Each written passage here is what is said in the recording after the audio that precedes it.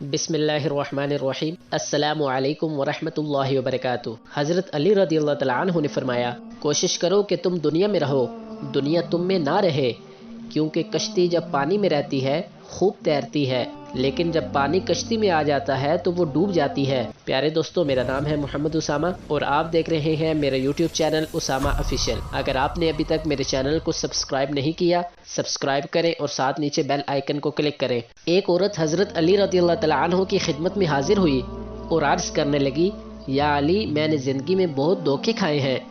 انسان باہر سے کچھ اور اندر سے کچھ اور ہوتے ہیں۔ ہمیشہ میں نے دوسروں سے بھلائی کی، بھروسہ کیا، اعتبار کیا، نیکیاں کی، لیکن بدلے میں مجھے ہمیشہ دکھ اور تکلیف ملی۔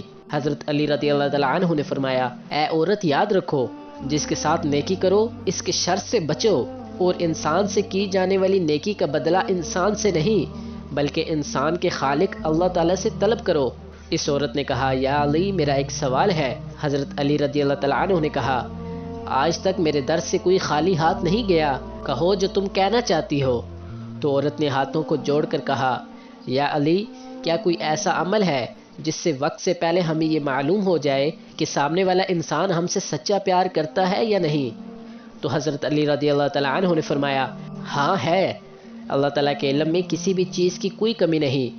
اگر تم یہ دیکھنا چاہتے ہو کہ سامنے والا انسان تم سے کتنا سچا پیار کرتا ہے تو تم 3 مرتبہ یا ودود، یا حکیم، یا کریم، یا رحمان دل میں پڑھو، اور جس سے تم پیار کرتے ہو اس کے چہرے میں دیکھو۔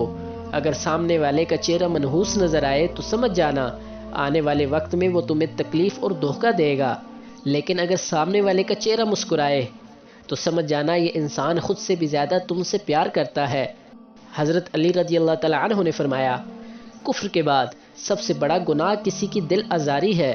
پیارے دوستوں، اگر آپ کو یہ میری ویڈیو پسند آئی ہے تو میرے چینل کو ضرور سبسکرائب کریں۔ اللہ تعالیٰ آپ کو اپنے حفظ و امان میں رکھے۔